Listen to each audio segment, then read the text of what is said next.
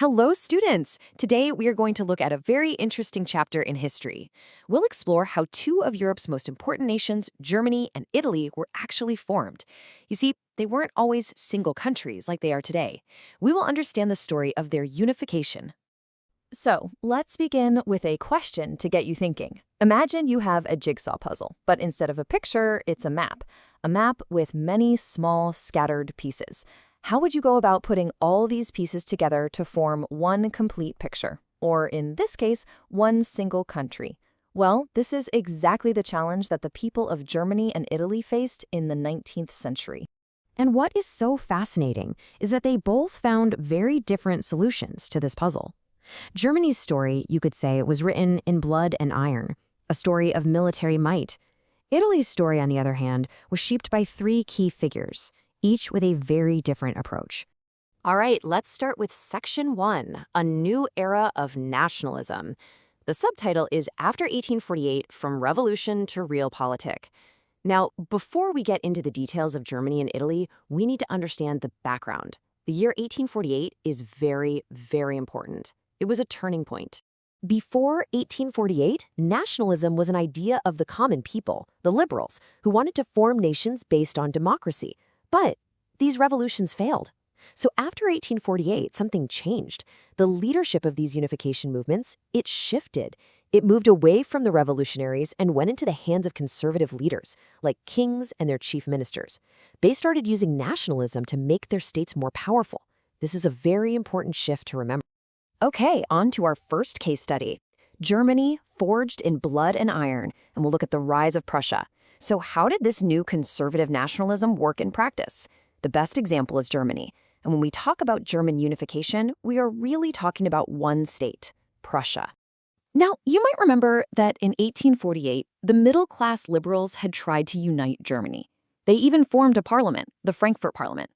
But this attempt was crushed by the monarchy and the military of Prussia.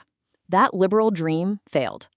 So, after that failure, Prussia took over the leadership for national unification, and the main person, the architect of this process, was its chief minister, Otto von Bismarck. You can see him in this picture, a very strong leader.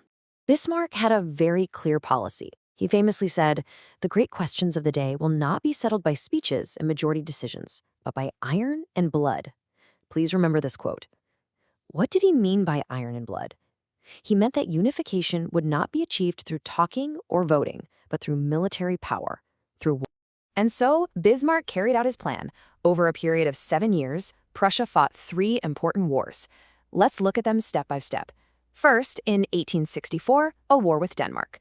This brought the regions of Schleswig-Holstein under Prussian control. Second, in 1866, a war with Austria. This was very important because Austria was Prussia's main rival. By defeating Austria, Prussia became the undisputed leader of the German states. And finally, the war with France in 1870-71. This victory completed the unification process. And this all led to this moment. This image shows the grand ceremony in the Hall of Mirrors at Versailles on the 18th of January, 1871. Here, the Prussian king, William I, was proclaimed the German emperor. The process of German unification, led by Prussia and Bismarck, was now complete. Now let's move to our second case study, Italy. Its past was very fragmented, a patchwork of small states, as the slide says. So Germany's path was led by one strong state, but Italy's situation was much more complex. Just look at this map. In the middle of the 19th century, Italy was divided into 7 states. The north was under the Austrian Empire, the center was ruled by the Pope, and the south was under the Bourbon kings of Spain. It was completely scattered. And out of all these, only one state, Sardinia-Piedmont, was ruled by an Italian royal family. So, naturally, this kingdom was expected to lead the movement for Italian unification under its king, Victor Emmanuel II. So, who were the leaders of Italian unification? Unlike Germany's Bismarck, who was the single architect, Italy had 3 key architects. We can call them the soul, the brain, and the sword. It's a good way to remember them. First, we have Giuseppe Mazzini. He was the soul. He was a revolutionary, he formed a secret society called Young Italy, and he spread the dream of a united Republican Italy among the people. Next, we have Chief Minister Cavour. He was the brain. Cavour was the Prime Minister of Sardinia-Piedmont. He was a skilled diplomat. He made a very clever alliance with France to defeat Austria and unite northern Italy. And finally, Giuseppe Garibaldi. He was the sword. Garibaldi was a soldier, a hero. He led a large army of volunteers called the Red Shirts, and he managed to free southern Italy from Spanish rule. Now, look at this interesting drawing. It shows Garibaldi helping King Victor Emmanuel II to put on a boot, and the boot is named Italy. This is symbolic. After conquering the South, Garibaldi handed over the territories to the king. This united the South with the North. And so, in 1861, Victor Emmanuel II was proclaimed the king of a united Italy. The unification was finally achieved. All right, now that we have seen both stories, let's compare them.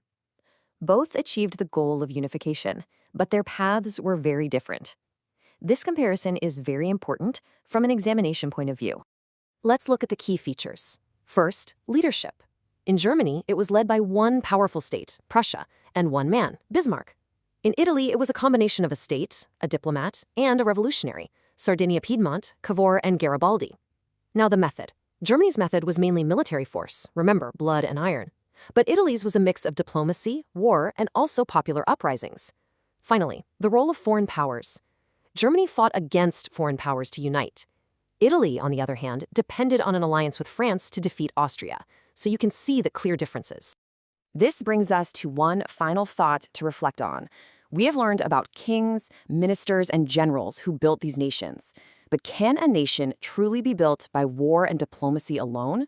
What about the role of the common people? Is their support needed to create a true nation? This is something for you to think about.